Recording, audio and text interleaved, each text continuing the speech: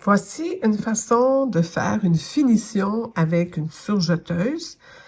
Par exemple, sur qui assemble la manche au quart du vêtement.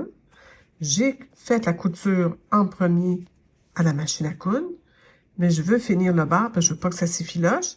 C'est un peu aussi trop large. On va le réduire un petit peu, mais pas beaucoup. Et ce que je vais faire après, pas beaucoup parce que je veux faire une surpiqûre après. Puis ça va être très propre. Je vais vous montrer comment que je fais ça.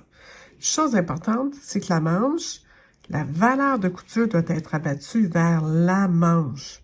Beaucoup de monde fait l'inverse, mais c'est le confort fait que c'est supposé être vers la manche. Alors là, c'est pour ça que je vais faire la tenir à partir de ce côté-là de la manche pour que, quand on regarde par l'intérieur, on voit le côté endroit du surjet et l'envers va être caché en dessous quand la surpiqûre va être faite. Alors, voici comment je vais faire. Je vais vous montrer ça une fois fini. Alors, comme je vous disais, je veux surjeter quand même assez sur le bord. Je sais aussi que ma couture ici, la première coche que vous voyez ici, voyez-vous, il y a des petites coches dessus. La première coche semble être la première aiguille. Attendez un instant, je vais vous montrer ça mieux. Je mets mes doigts en arrière. Vous voyez les deux aiguilles? Je me mets en ligne. Alors, la première coche, ici, est vis-à-vis la première aiguille. Donc là, elle est là. La deuxième coche est vis-à-vis la deuxième aiguille. Alors, je sais que si je viens m'accoter sur le couteau qui est ici, voyez-vous, le couteau est là, je risque d'être exactement sur le bord ici, surjeté sur le bord.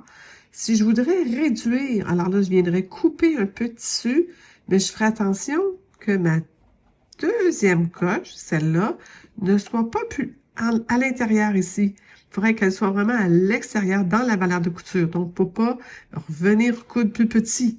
Hein? C'est ça qu'on veut pas, parce que cette aiguille-là, définitivement, est celle qui tient le tissu qui coud en même temps. Alors, dans ce cas-là, comme j'ai déjà une piqûre et que je fais qu'une finition, je m'arrange pour que les deux aiguilles piquent ici, chaque côté. Alors, à ce moment-là, je peux réduire, si je veux plus petit, la largeur de mon surjet, mais comme je vais coudre sur le bas, je ne veux pas réduire tant que ça parce que je veux rabattre, donc j'ai besoin de l'espace pour me faire une surpiqûre, par exemple, à 5 à 7 mm, tantôt sur le dessus, sur le devant et sur l'endroit. Donc, je vais me garder ma valeur de couture, qui est quand même pas si large, parce que j'ai cousu ça à 3/8. Alors, je vais vous continuer tantôt, vous montrer comment je procède.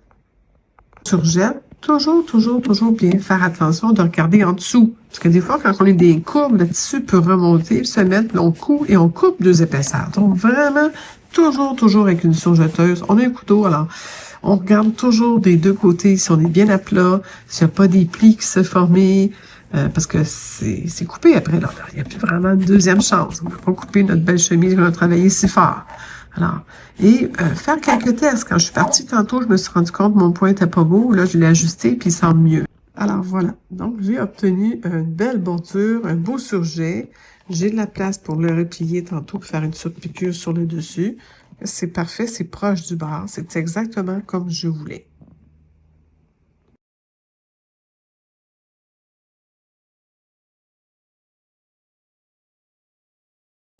Alors là, on voit bien que, et pour la manche, que je tiens là, c'est un petit chiffon là, et tout le côté, j'ai fait la même couture.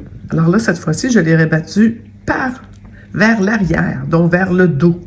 Alors, la même chose, j'ai surjeté, j'ai cousu, j'ai surjeté et j'ai surpiqué. Alors, on va aller voir à l'endroit ce que ça a l'air. On voit maintenant la surpiqûre qui est faite. On voit le croisement justement de la manche, de l'emmanchure et de la couture de côté qui part du poignet jusqu'au bas de la chemise sur le côté. Tout est surpiqué, beaucoup plus solide. C'est la méthode pour avoir des piqûres et des coutures plus solides pour une couture pour homme qui, étant donné qu'ils sont quand même assez forts et musclés, demande un peu plus de résistance et ça fait un travail très propre.